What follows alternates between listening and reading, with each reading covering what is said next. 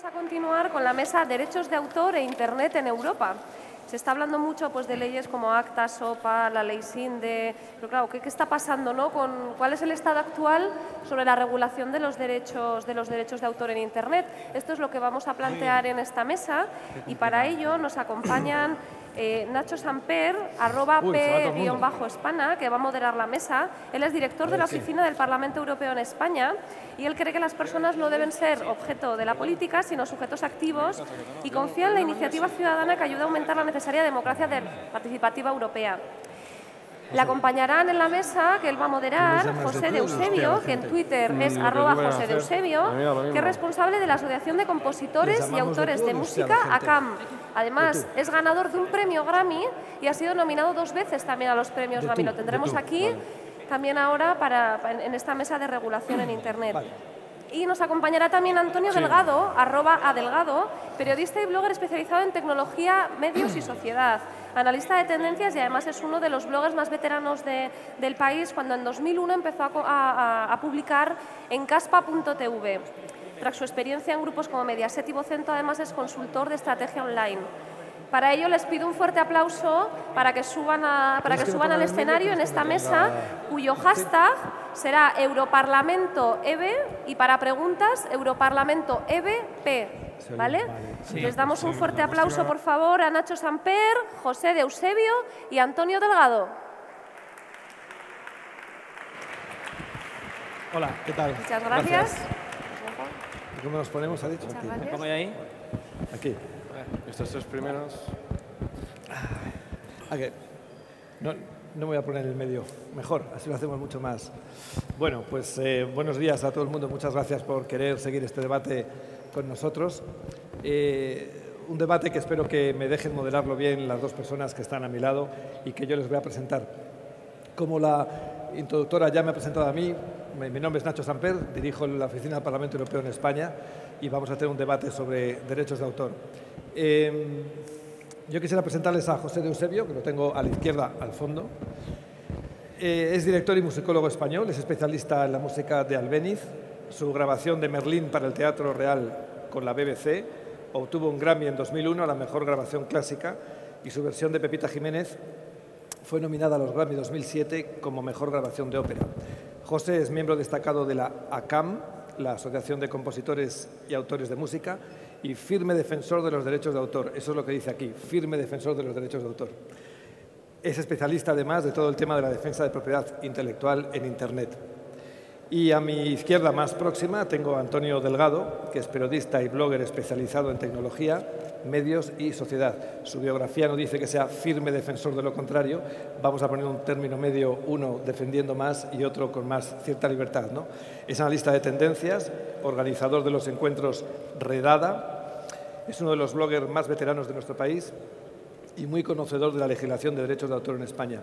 En el año 2001 comenzó a publicar caspa.tv, un blog con título televisivo donde tenía cabida los medios de comunicación y la tecnología. Tras su experiencia en grupos como Mediaset y Vocento, actualmente es consultor de estrategia online. Ya se los he presentado. Me gustaría centrar el debate en un hecho que creo que no ha pasado desapercibido, sobre todo a todos ustedes o a todos vosotros que conocéis muy bien el tema de los derechos de autor por Internet, y es el ACTA.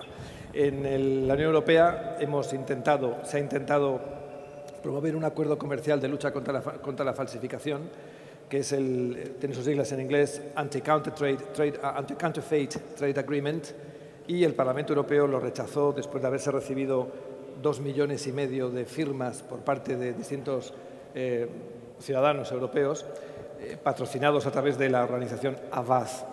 Como sabéis, este acuerdo no pretendía hacer nada nuevo con los derechos de autor, sino simplemente regular las modalidades en Internet. Todo eso que hablamos en la prensa normalmente de descargas de música, de libros.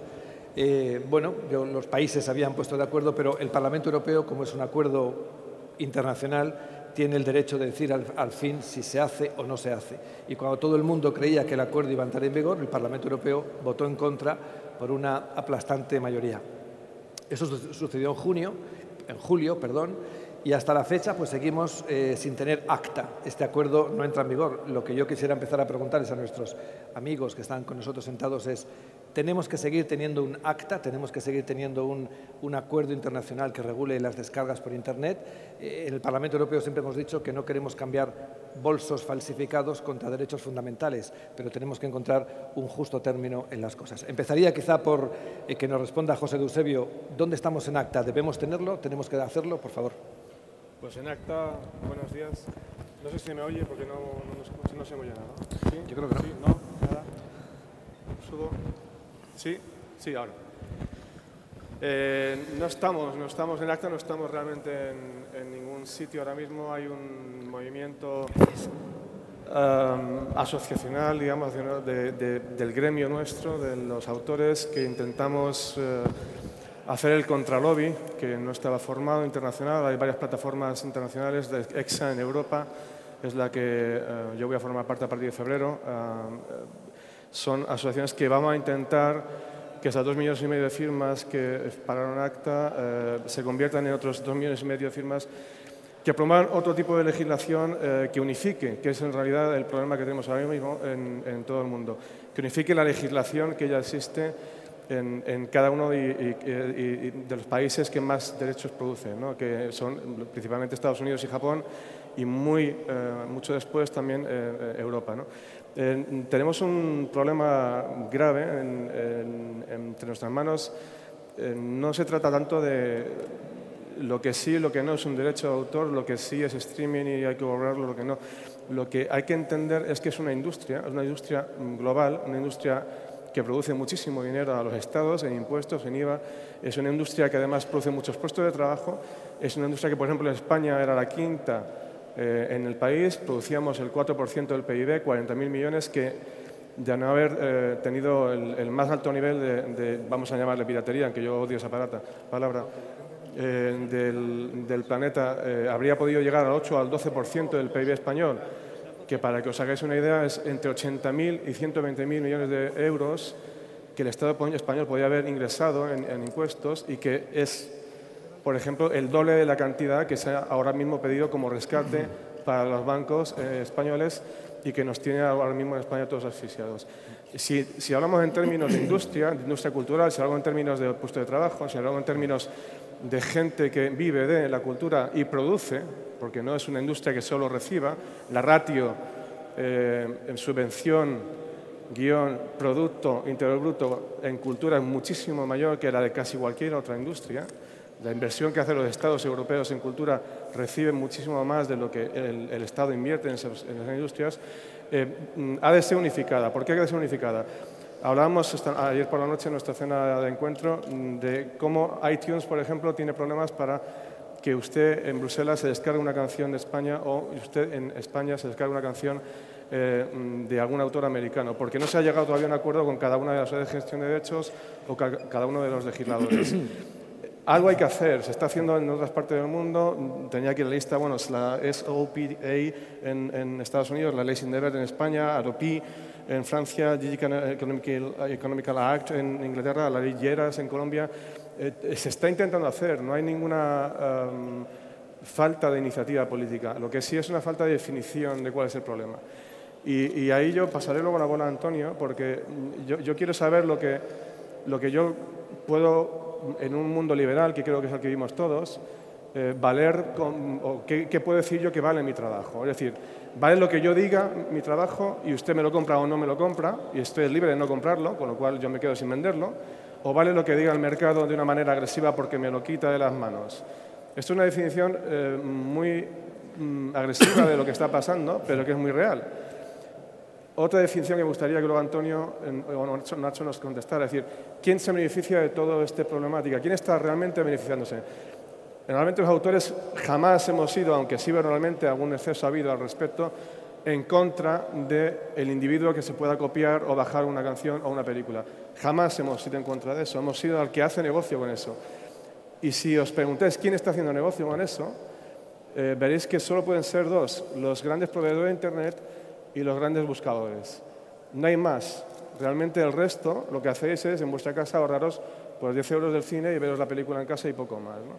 Excepto que un cuñado mío que tiene gigabytes y gigabytes de películas que en 3 o 4 versiones de 3 o 4 idiomas que no las va a ver jamás en su vida. Pero bueno, empezaría por ahí y esto es una pequeña introducción de lo que luego podríamos ampliar para... Pues, muchas gracias, José. Antonio, se está tomando nota de todo, así que por favor... Sí, porque hay abiertos como varios frentes. Ahí te he dejado. Y me gustaría responderlo a todos para que no se quede nada sin contestar. Vamos allá. A mí, en primer lugar, me gustaría poner en contexto de qué estamos hablando.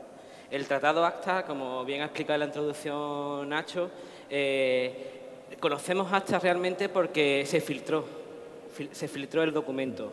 Es un tratado que estuvo durante 4 años tratándose a puertas cerradas entre los principales países del mundo sin que nadie supiera ni el contenido, ni el cómo, ni el por qué. 4 años después, algunos activistas consiguieron el documento, se filtró en Internet y a partir de ahí empezó a hacerse ruido. De hecho, hasta 2 años después de la primera filtración, no empezaron a hacerse las reuniones públicas y a salir el documento final de esas reuniones. Es decir, que ha sido un proceso totalmente oscuro, oscurantista, en el cual se estaban debatiendo derechos fundamentales como la libertad de expresión, el acceso a la información, la privacidad, etc., sin que la sociedad o incluso los propios europarlamentarios, en este caso, tuvieran acceso a esa información, ¿no? Gracias a la presión social que se ha realizado a través de Internet, como comentaba Nacho, con el tema de que se enviaron 2,5 millones de firmas a través de plataformas sociales online y también en algunos países como en Polonia, que hubo manifestaciones físicas a las puertas del Parlamento con miles de personas en contra de ACTA, se ha podido frenar. Pero no es una victoria total porque en este tipo de cosas los lobbies son muy fuertes y cada cierto tiempo intentan colarla por detrás, metiéndola en otra disposición que no tiene nada que ver, por lo cual los grupos de ciberderechos en Europa están constantemente vigilando por si en algún momento vuelven a intentar colarla con otro nombre, de otra manera y de otra forma lo mismo, ¿no? ¿Y qué es lo mismo? Pues lo mismo a lo que vamos es que el debate, yo creo que donde deberíamos situar el debate, es que los derechos de autor son unos derechos que tienen un carácter jerárquico orgánico, es decir, los derechos fundamentales, lo que es la libertad de expresión, la privacidad, el acceso a enviar y recibir información, están considerados derechos fundamentales, derechos humanos, y los derechos de autor no están por encima. O sea, es más importante la libertad de expresión que los derechos de autor. Entonces, ese es el contexto del debate. Sobre eso, lo que estamos viendo es que durante los últimos 15 años la industria cultural o ciertos lobbies de las industrias culturales han intentado restringir derechos fundamentales para mantener modelos de negocio obsoletos o que ya no se adaptan a las nuevas formas de consumo. Entonces, ahí es donde tenemos el problema. Y me gustaría pararlo aquí y después seguir. No, está muy bien esa precisión, yo te lo agradezco y quería precisar una cosa. Evidentemente hay una forma de trabajar que es una forma intergubernamental, como tú dices, que son los gobiernos, y otra como trabajamos en el Parlamento Europeo, que es con absoluta transparencia, libertad. Es decir, 2,5 millones de firmas se presentaron en la Comisión de Peticiones. La Comisión de Peticiones decidió lo que tenía que hacer, sacar el tema mucho más a la luz y, bueno, la verdad es que el voto semanas antes iba a ser un voto favorable.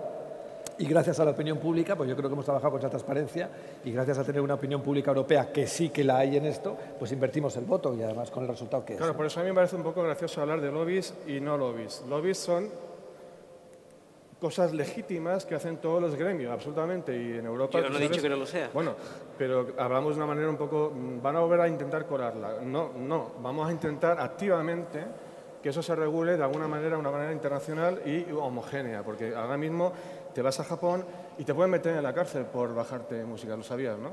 Ahora mismo hay una ley en Japón, muy reciente... ¿Y te parece eso bien? Normal, no me parece lógico. bien, por supuesto que no, yo nunca defendería eso. Pero si lo haces de manera lucrativa, como alguno que ha salido hace poco, pues me parecerá que deberás acarrear con las consecuencias económicas que has causado, igual que si robas un banco, lo mismo, exactamente lo mismo. Hablamos de derechos humanos, derechos de democracia, que intentamos coartar, claro. Si hay alguien que da la cara normalmente a la sociedad, y esto es así, y además nos queman políticamente casi siempre los autores, en cuanto hay un problema general, cualquiera, una guerra, estamos en la calle los primeros, actores, músicos, enseguida, los primeros. Ya sé que los blogueros también, y también la jugáis muchas veces, y tenemos luego un ejemplo con Asma clarísimo de cómo eso es, incluso ir más allá todavía de lo que es jugarse el tipo, ¿no? Pero si hablamos de derechos humanos y de derechos fundamentales, mi derecho fundamental es a trabajar y ser retribuido por mi trabajo. Es el más fundamental porque tengo una hija, tengo una hipoteca y yo no quiero estar en la calle porque alguien se baje mi música.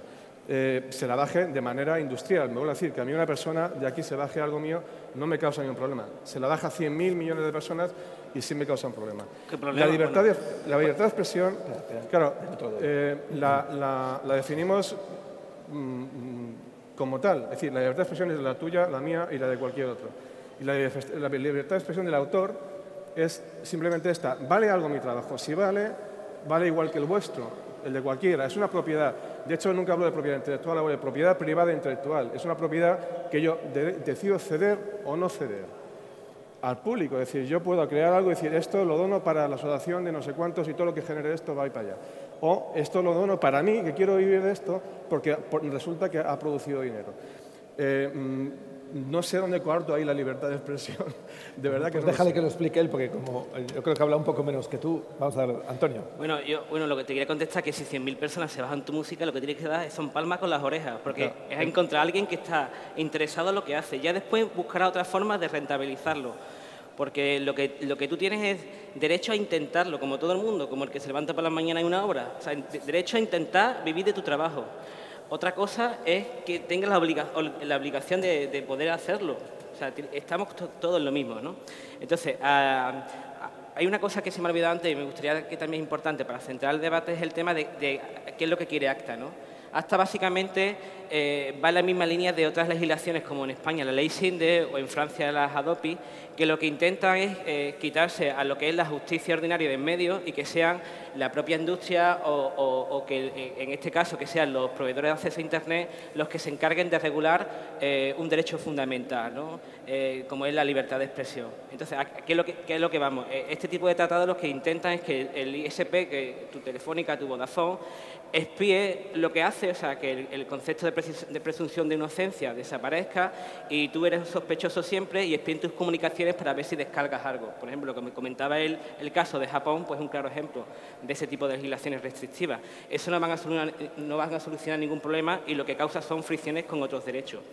Y también es importante destacar, en el caso de los derechos de autor, que esto no es como te digo yo, una normativa administrativa del ayuntamiento, donde las cosas son blancas o negras, donde cierras a las 3 y si te pasas de las 3 tienes una multa. No, los derechos de autor, existen fricciones, lo vemos todos los días en Internet, donde las cosas no están claras. Por eso hay gente que estudia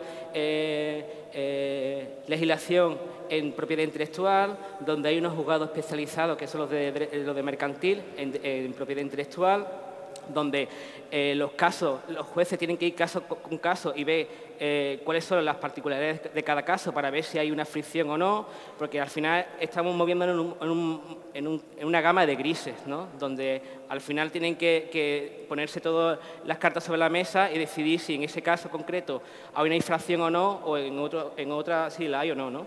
Entonces, no podemos pretender quitarnos a los jueces de en medio, que todo el derecho de propiedad intelectual desaparezca y que sean directamente empresas privadas, en el caso de la ISP o en el caso de España de la ley Sinde, que sea un comité que de hecho ni siquiera sabemos en España quién forma la comisión de la ley Sinde, que es los que se encarga de cerrar páginas web. De hecho, o sea, y además están incumpliendo la ley porque por ley tiene que estar publicado quién forma parte de esa comisión y no aparece en el BOE a más de un año de haberse publicado. Entonces, al final ese es el debate, ¿no? Sí, perdona, no. Es que iba a introducir, porque, bueno, quería decir una cosa. Ha mencionado antes, José ha mencionado a Asma. Asma es una bloguera egipcia que algunos conoceréis, que ha sido promotora de la primavera árabe en Egipto. La hemos invitado en el siguiente panel, va a estar aquí, si a algunos os interesa seguir. Si la propiedad intelectual es la materia prima de la economía, y parece ser que estamos de acuerdo en eso, como otras materias primas lo hay en la economía, ¿por qué regularla o no regularla? No digo sí o no, digo simplemente que es una materia prima importante para la economía y en un mundo en el que hace falta investigación, desarrollo, tecnología y sobre todo ideas. ¿Por qué no regularla o por qué sí regularla? Es muy interesante. De hecho, sabréis que cuando compráis un televisor no vale lo que vale el televisor ahora mismo, sino vale todas las patentes que tiene anteriores. Pueden tener un televisor 100.000 patentes, a lo mejor de los modernos, 100.000 patentes alguna de los años X, ¿no? Igual que la industria farmacéutica sigue investigando únicamente porque tiene un beneficio. Es una industria Y es así. Ya sé que a veces es muy duro hablar de ello, en el caso, por ejemplo, de las farmacéuticas, pero es una industria, punto y aparte. La nuestra igual. Y es más, una de las cualidades, o casi la única que nos va a diferenciar a Europa del resto del mundo, es nuestra capacidad de definir lo que es calidad, lo que es creación, lo que es patente, lo que es investigación, lo que es protegido, porque si eso no es protegido desaparecerá.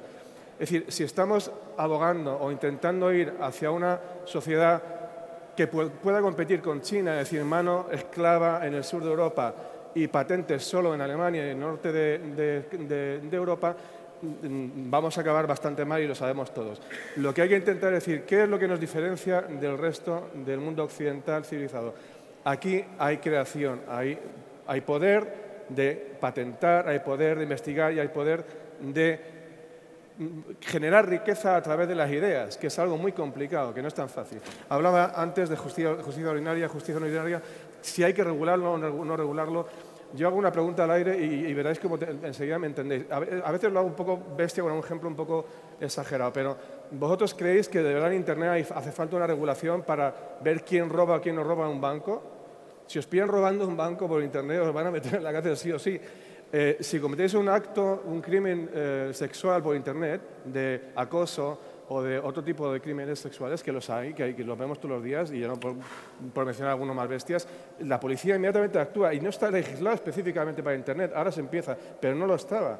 De hecho, y me hablabas tú de las posibilidades que tiene la sociedad de gestión con sus arañas de buscar o no buscar, qué es lo que hacemos, tú sabes perfectamente, mucho mejor que yo, que la web semántica, que está a punto de salir al aire y que eso ya es una cosa que existe, es el resultado de todo lo que los buscadores conocen de nosotros y saben. Es decir, tú en un momento dado, dentro de muy poco, podrás decir, quiero viajar este fin de semana con mi familia a no sé dónde, y vas a ver el buscador que tú prefieres este tipo de hotel, este presupuesto, que te gusta el golf porque juegas al golf, que tienes 3 hijos, lo vas a ver todo. No hace falta que tú al buscador le digas nada de eso, porque ya lo sabe. Y sabe perfectamente el buscador y la compañía telefónica, sin que se lo diga a la policía o la ley sin deber, lo sabe si tú estás bajándote una película o no, y si la estás pagando cuando te la bajas o no. Lo saben ya.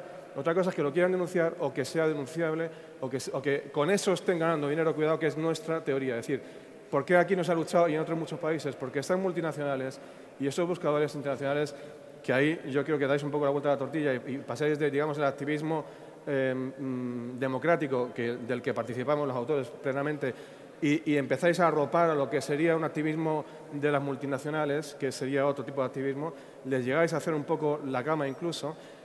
Ahí creo que se patina un poco. Realmente quien gana en esto son las multinacionales telefónicas y las multinacionales de los buscadores. Vamos a ver qué dice Antonio, si le hacéis la cama a toda esta gente. No, es que me hablas tantas cosas que de verdad no me da tiempo a apuntarlo todo, pero bueno, voy a intentar ir paso por paso, ¿no? Vamos a ver. Lo primero que quiero decir es que hay un error por parte de la industria y de muchas personas que piensan que estar o posicionarte en contra de ACTA, de la ley SINDE o de otras legislaciones es estar en contra de los derechos de autor, cuando eso es falso. O sea, estar en contra de la ley SINDE no significa que también esté en contra de los derechos de autor. Una cosa no quita con la otra. Lo que está es en contra de unos métodos que, primero, no van a servir para nada, porque aquí en España, aunque ponga 2 guardias civiles en la puerta de alguien, la gente va a seguir haciendo lo que le da la gana. Totalmente de acuerdo. Entonces, eso no sirve para nada. Entonces, legislaciones restrictivas que lo que hacen limitar derechos fundamentales de los ciudadanos, a eso es a lo que yo me opongo. Los derechos de autor son otra cosa. Entonces, no hagamos analogías de negar una parte, negamos la otra. Lo siguiente que me has dicho tú ha sido... Espérate. Es con el iPad y yo con los papeles, a ver quién es el tecnológico. Multinacionales. Sí, el tema de... Bueno, después, otro tema que quería decirte es que siempre saca analogías con casos súper chungos de Internet, cuando al final Internet es copia. O sea, descargarte una película no es robar, bajarte una canción no es robar, es copiar. Copiar no es robar. ¿Por qué? Porque no hay diferencia. Porque si yo me bajo una música, tú la sigues teniendo. O sea, no es una cosa física que me quede. Yo me ¿vale? encantaría o sea, poder es copiar, de primero de física. Vamos, si yo te quito una cosa, tú dejas de tenerla. Pero en Internet no, se copia. De hecho, Internet funciona gracias a la copia. Cuando tú entras en una página web, en cualquiera, o en la tuya misma entras y lo que estás haciendo, bueno, pues cuando estés, lo que hace es bajarte una copia a tu ordenador, pero la página sigue estando allí, ¿vale? Internet funciona con la copia. Si tú utilizas Internet, y aquí hay un tema que me gustaría introducir, el tema del procomún. Es decir, sobre todo por lo que estabas comentando todo al principio, ¿no? Del tema de si una industria, la riqueza que genera, bla, bla, bla. Si nosotros estamos aquí y estamos utilizando Internet, y Internet se ha convertido en una de las mayores revoluciones de la humanidad, ha sido gracias al Procomún. ¿Y qué es el Procomún? Pues que los primeros ingenieros que lanzaron Internet, en vez de registrarlo, ponerle un copyright o meter una patente, lo liberaron para que todo el mundo pudiéramos hacer uso de ello. Y si estamos utilizando Internet, si existen los protocolos que regulan Internet, si existen las páginas web, es gracias a esas personas que liberaron esos protocolos y que gracias a ellos podemos utilizarlos todos. Entonces, estamos viendo cómo en Internet acciones que al final lo que mueve la humanidad hacia adelante son los actos que se ponen en beneficio de todos, que al final los derechos de autor no es una cosa, o tu propiedad intelectual no es algo, o tu creación no es algo que venga de ti, porque tú has copiado a los demás. Claro, porque tú has tenido unas referencias anteriores. Si tú has podido escribir es porque alguien inventó la escritura. Si tú has podido hacer música es porque alguien inventó la partitura. ¿Sabes? No le estás pagando derechos de autor a esas personas, ni... ¿sabes? Desgraciadamente. Entonces, no, desgraciadamente no. Entonces, es así como funciona. Todos nos hemos copiado, la humanidad ha ido evolucionando, unos copiándose sobre otros. Desgraciadamente, mira... No, es así. Entonces, la propiedad intelectual es una cosa que tiene muy pocos años respecto al resto de la... 200 años en Francia. ¿Vale? Y respecto al resto de la humanidad, el recorrido que tenemos. Por lo cual, lo que no pretendemos es, en un cambio de sociedad, como se ha producido, un cambio de hábito como el que estamos y en el momento actual, es pretender que un modelo de negocio concreto, porque no deja de serlo, mate el futuro o nos restrinja derechos fundamentales para que una cierta parte de una industria siga manteniendo su status quo.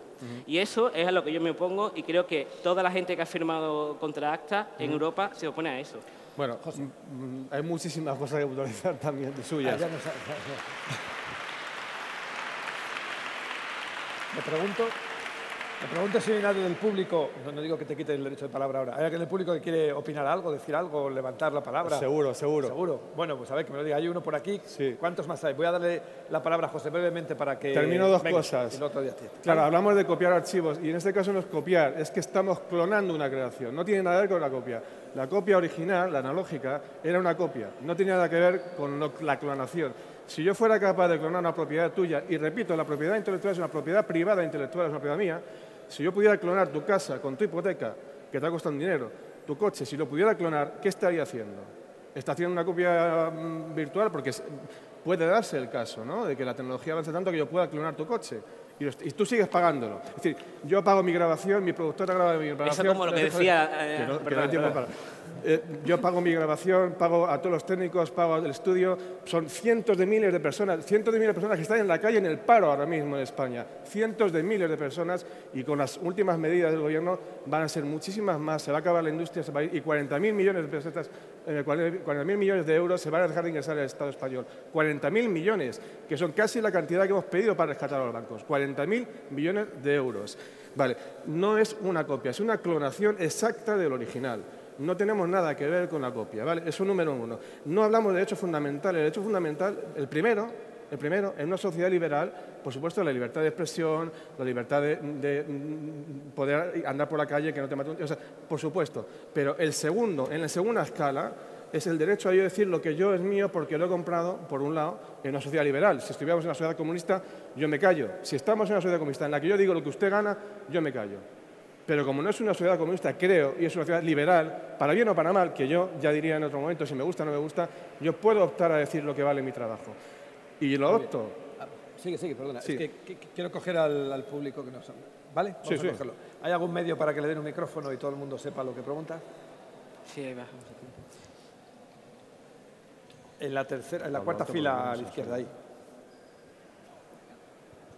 Hola, muy buenas. Le quería preguntar... José, habla de libertad de expresión y de derechos fundamentales, pero sin embargo, en el 2009 denunciaron a una página web que se llama musicalibre.es, porque sus autores tienen una cosa que se llama el copyleft, que es que ellos ofrecen su música gratuitamente, pero ustedes lo denunciaron. Perdón, porque querían cobrar los derechos de autor, aunque los autores querían dar los derechos gratuitamente.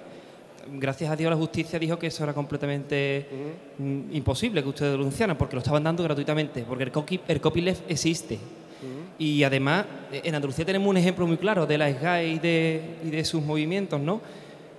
Luis Lozano dijo en el 2010 que el himno de Andalucía no era de derecho público ni de dominio público y que los colegios teníamos que pagar por poner el himno de Andalucía porque había 6 versiones del himno de Andalucía registradas en las SGAE y tenemos que pagar por ello. Y el himno de Andalucía, que yo sepa, el Parlamento andaluz dice que es de dominio público. Vale, te contesto rápidamente. Yo no vengo en representación de las SGAE, de hecho me presenté a las elecciones de las SGAE y las perdí. No tengo nada que ver con las SGAE. Entonces usted tenía mucho que ver con las SGAE. ¿Cómo? Que sí ha tenido que ver con las SGAE. Soy socio de las SGAE y defensor Claro, de los derechos de propiedad intelectual. 2 cosas. Lo primero que me has dicho era lo del copyleft. Vale. El copyleft ahora mismo los autores no lo cuestionamos. Es una opción personal de cada autor. Pero lo denunciaron. Bueno, yo en el pasado puedo hablar de muchas cosas. También en el pasado las mujeres no votaban. ¿Sabes? Si hablamos del siglo pasado, hablamos de lo que quieras. Ahora mismo los autores, casi ninguno, algún loco habrá, puede estar en contra del copyleft. Lo que sí estamos en contra es, y cuidado que esto entra dentro de la demagogia que os han vendido algunos desde las multinacionales. Y espérate que te diga por qué. Cuidado porque a veces a los trabajadores se les está firmando contratos para televisiones, para películas, pero sobre todo para televisiones, en los que se te obliga a renunciar el formato copyleft a tus derechos. Se te obliga, y si no, no trabajas para esa televisión, para esa productora. Cuidado que eso es una trampa. Es decir, si yo como autor decido poner al servicio del público mi obra y digo, esto es copyleft, no tengo nada que ganar con esto, es una opción mía y es libre. Y por supuesto que ahora mismo la SGAE está trabajando, lo sé, en formalizar eso de una forma legal, ¿no? De que sea automática. Pero cuidado que por ahí se cuelan muchas cosas. En cuanto al himno de Andalucía, no conozco el caso en concreto, pero sí te puedo decir que si hay autores y la propia Junta de Andalucía no lo negoció bien, es culpa de quien lo negociara. O sea, no es culpa del autor, es culpa de quien ha negociado el contrato. Es decir, si a mí me llaman ahora mismo para hacer un himno de... ¿Cómo se llama tu página web? Te voy a poner un himno, ¿vale? Le voy a hacer un himno a la página de Antonio y me dice él, pero cédeme todos los derechos. Yo le firmo un papel y se acabó el asunto. El autor murió a principios de siglo. Bueno, vamos a ver. El autor murió a principios de siglo. No, es que... algo falla ahí. Hombre, murió. Es que no falló. Algo falla. Perdóname, es que hay otra persona que quiere hacer una pregunta. Hay mucho ruido de fondo. Vamos a acabar enseguida. Gracias, pero si no te importa, si eres capaz de hacer una pregunta en 25 segundos. Yo se la digo, si es capaz de responderme pronto. Gran parte del problema que tenemos en España con que no se asiente este modelo de negocio es que en España incluso hay un nivel de difusión de la banda ancha y la banda ancha, la mayoría de los usuarios, tú no necesitas banda ancha para el uso más convencional que puedas hacer de Internet. La gran ventaja de la banda ancha es para descargar megas y megas pesadísimos de tal. Estas frases son de Antón Reisa, que en el momento de decirle al presidente de la SGAE, este señor que defiende los derechos de los artistas a por unos 5.000 euros mensuales aproximadamente, tiene una política de ADN SGAE. Entonces yo a usted le digo, dejen de temer lo nuevo. Eso nuevo ya no es el futuro, es el presente.